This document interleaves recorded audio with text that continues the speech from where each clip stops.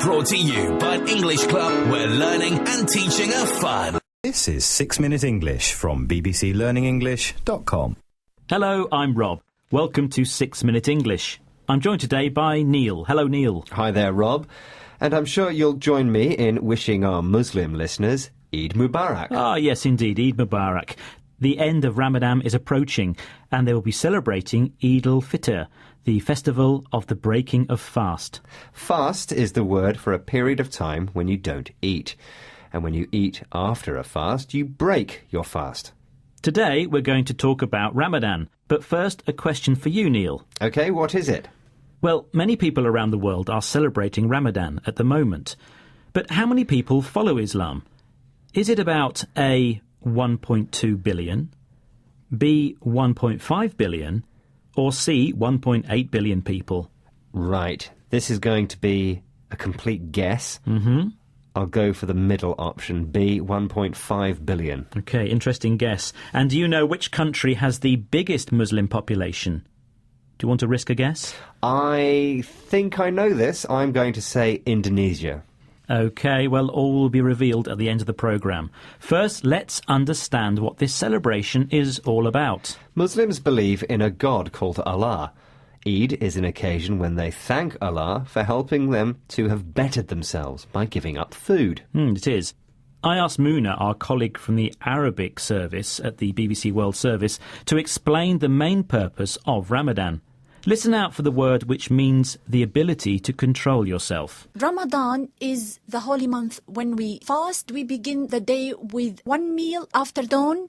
We finish our fast with another meal with the sunset. After this whole month comes Eid to reward ourselves for this worship, and it is a kind of discipline to discipline ourselves and to let us feel how people in need feel when they don't have enough food. And every Muslim should give an amount of money to people in need after this fasting.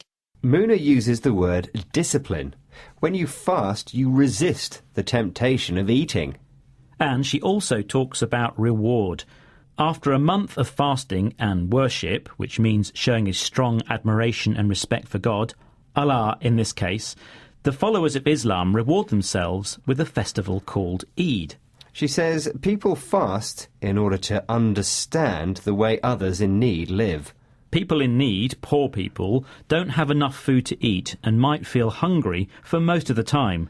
And this period of fasting helps Muslims to experience that. And then every Muslim is required to donate, that's give money or gifts, to the poor.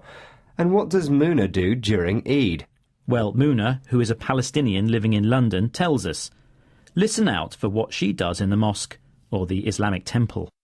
We go to the mosque after the sunset and we pray together. Then we have coffee and sweets together. We visit each other. We spend the whole night talking and celebrating. And in Saudi Arabia, for example, they can go to festivals, to go to the coffee shops. Yeah, different ways of celebrating Ramadan and Eid. Pray. It's when you speak to God privately or in a religious ceremony, when you want to express love for God or ask for something or just say, thank you for helping me. Ramadan and Eid also seem to be very social occasions. Muna will go to the mosque and after she prays with other Muslims. They eat together and talk a lot.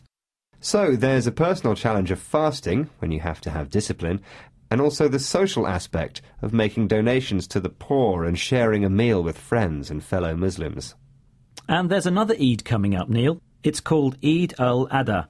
It's going to be celebrated in October. Let's listen to what Muna has to say. What happens before that other Eid is celebrated?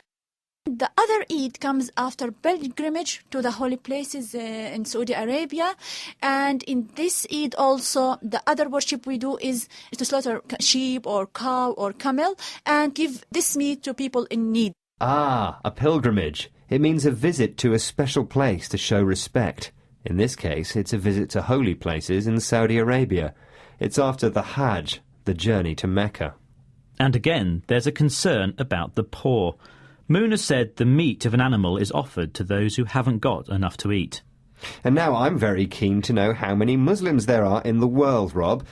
Was I right at the beginning of the programme? Well, the options were A, 1.2 billion, B, 1.5 billion, and C, 1.8 billion people. And I said B, 1.5 billion. You did, didn't you? And you were right.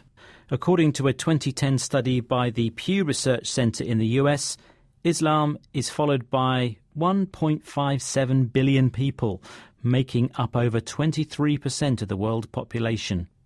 The largest Muslim population in a country is in Indonesia, a secular nation home to 12.7% of the world's Muslims.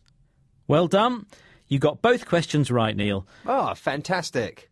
Unfortunately, we're running out of time, but before we go, could you please remind us of some of the English words we've heard today? We heard fast, breaking, reward, worship, discipline, in need, to donate, mosque, pray, pilgrimage.